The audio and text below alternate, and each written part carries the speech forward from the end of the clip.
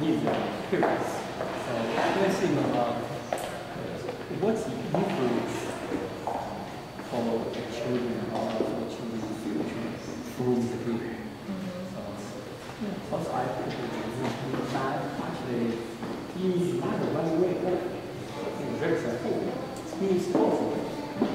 You know, I see these children as the way that all this, I see it more like a genetic that all generations came from the past to the future. It came with this kind of the warriors here look very much like the warriors in China. So what makes it different? What makes it art and not just copying?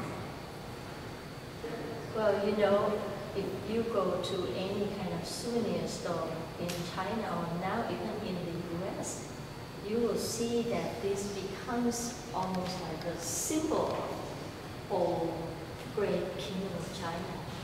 And because of that, the fact that it's so recognizable, I think it allows people to kind of think and express their own opinion of what the artist is trying to do. Just pretty much like Andy Warhol using a candle can, right? Americans would know that as a symbol of, you know, the new light during that time period. It's pretty much showcase, the figurine showcase the great kingdom of China in around 3rd century BCE, and that continues, you know, in so many years of these different great kingdoms. So it symbolizes the power, the control of power by great emperor. And here you will see that why do we have anything to do with that great emperor to the present day China? Well, I think what Yuebin was trying to do is to represent so many generations of power, the control of power, the control of people, the greed that people have. And then, so because of that, generations after generation after generations, arms and powers and military and bombs are used for that ways to have their controls.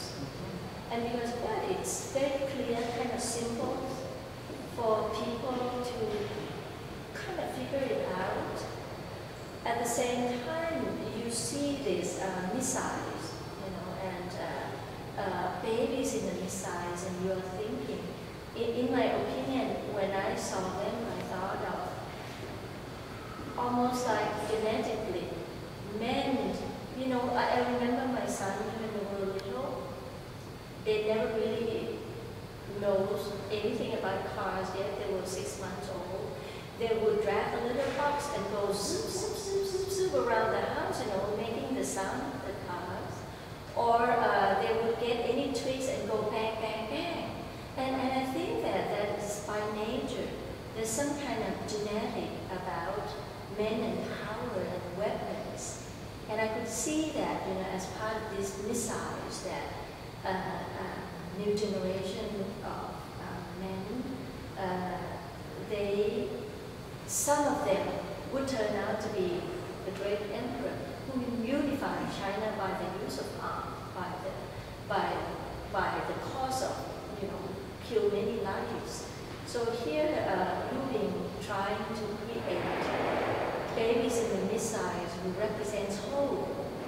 And I feel that this is hope / genetically control of power. What is it? You know, it doesn't have to be the same kind of meanings, and I think it's totally up to us, the viewer, to think of this installation and have their own imagination of the message. And the satire that I think Gong wanted to put into it is part of the Chinese or Asian tradition, or is he breaking with that altogether? Well, that's a good question. Actually, you know, Asian many generations, especially some of satires were used for teaching. So I don't really think that it is brand new, especially even in Buddhism, Buddhist art or Zen Buddhism in particular. They use satire or use humor for teaching. So I think he was trying to apply that to the viewer. As I said, you know, it's your own kind of interpretation of the subject. You think it's more than just, I'm anti-war, I'm anti-military? Is it more than that? Well, I feel that he probably hopes that the use of arms will end, just like this installation of the figurines that were not meant to be seen. They were guarding the emperor's tomb.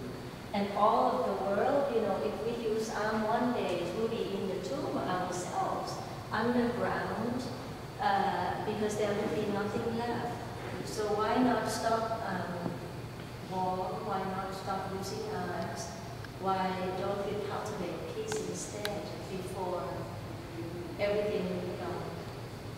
And as art, do you think this qualifies as important art, or sort of pop art, or where does it fit in the panoply of things? I think it's more like a conceptual art. You know, he sell this concept by the use of previous symbols that we kind of know. So once you look at it, you know, but at the same time you don't know, because you try to figure it out what he's trying to say. So just the act of figuring it out is part of what this is about. I think so. He's selling this concept. Anything else you want to add to this? I mean, I think you said a lot. I think that, you know, being a professor of Asian art, my local division classes, students came without any knowledge of Asia at all. And I thank the Crocker Art Museum to showcase this exhibition, because I think that the new generation are curious of what's out there in the other parts of the world. And of course, this is a great tool for me as a professor to teach to my students about Asia. And so I send students here so then they can write a short-term paper about contemporary art, and at the same time compare it with ancient art that they study with me on campus. I thought of one other question. If Gong were to do this kind of art in China, would it be acceptable? Would the Chinese authorities allow this to happen? That's hard to say. You know, look at Ai Weiwei, what happened to him. He's actually more popular outside of China than in China.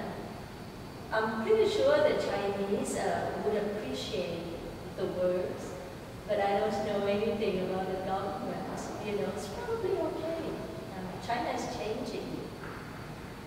Hey Spencer, you might have her try again on how this is different than just replication. What? Okay, try one more.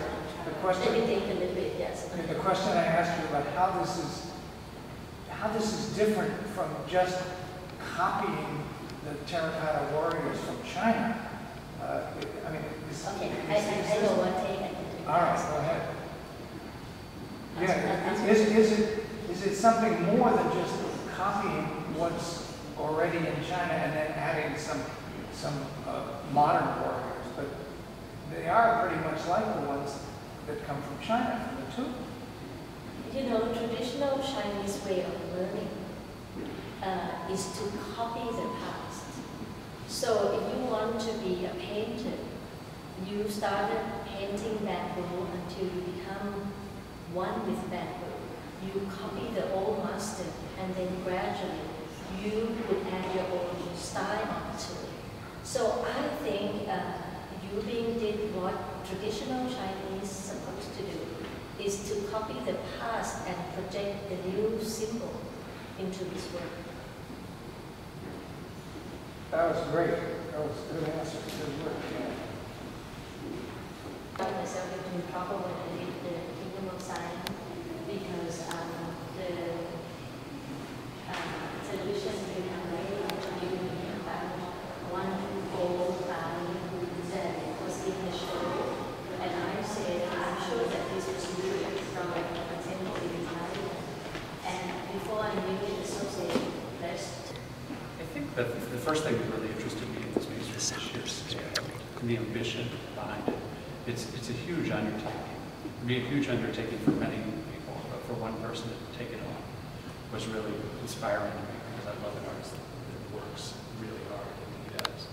And when we first looked at the idea of this show, Gong called me and he said, I have this piece I'm working on, would you like to come over and see it? And I said, well, sure. And I'm thinking in the back of my mind, there's no way we can show this piece because we're booked so far out in the future. And I went over and I saw what he was doing. I thought, we have to show this piece. And so that's how it really started. And then we had to figure out where to show it because we were fully booked. So that's what When he talks about it, writes about it, you write about it, it often talks about his own past and his parents' past and the cultural revolution, the political repression that was going on in China at the time.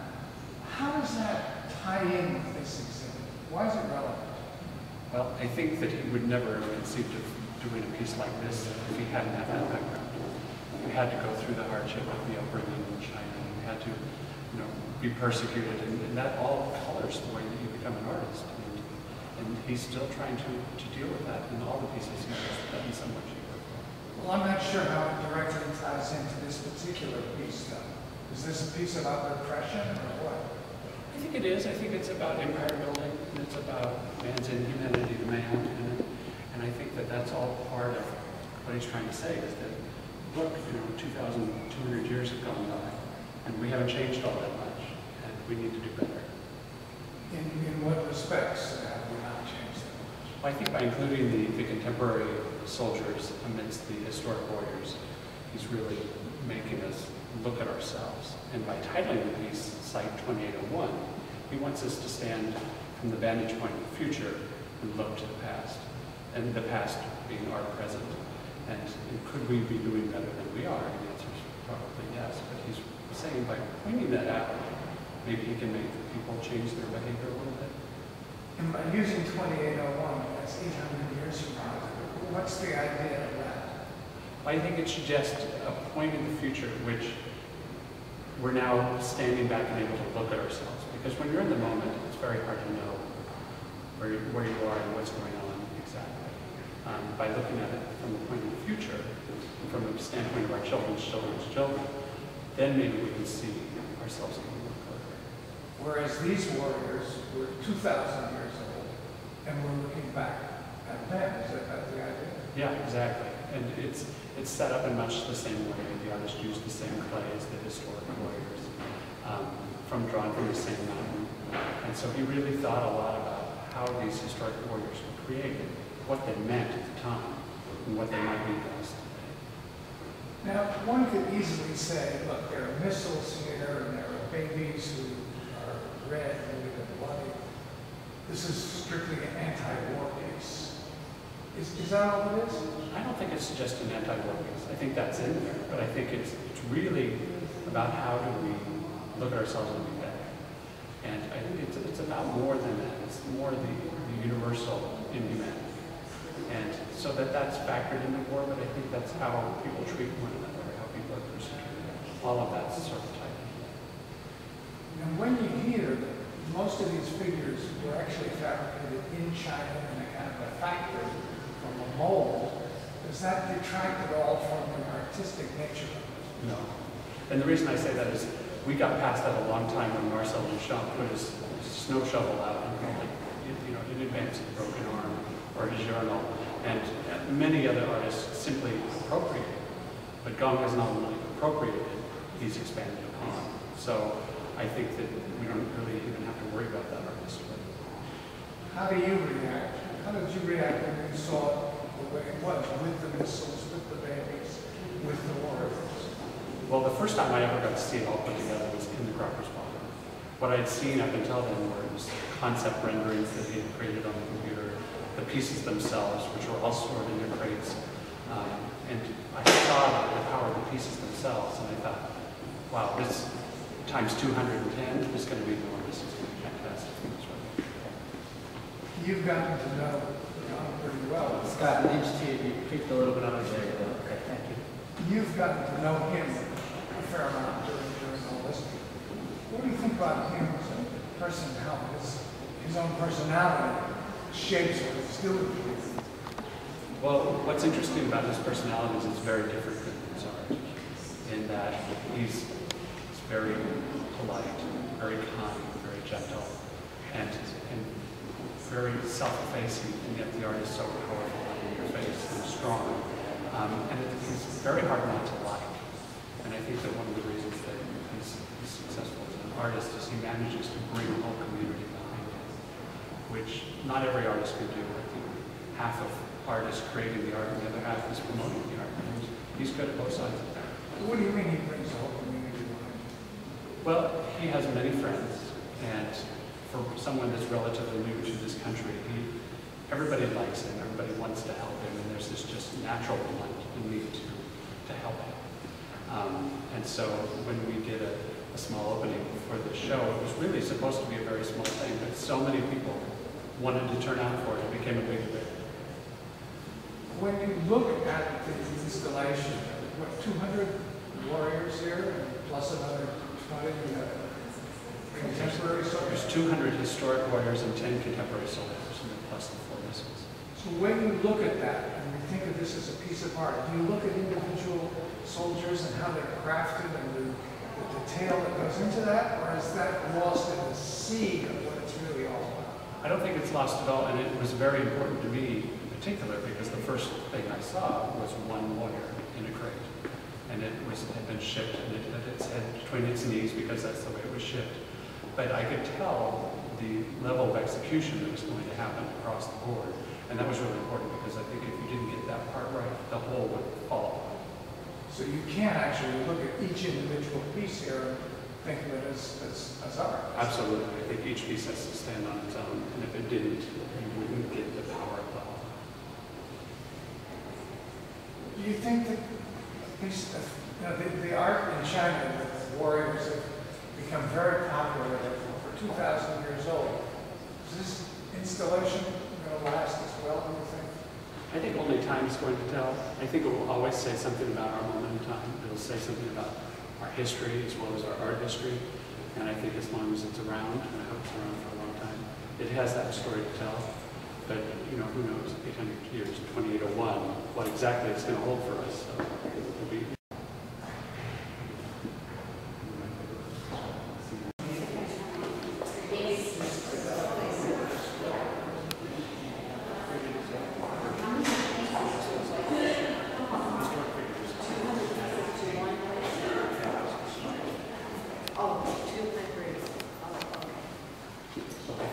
Good. That'll work. You're done.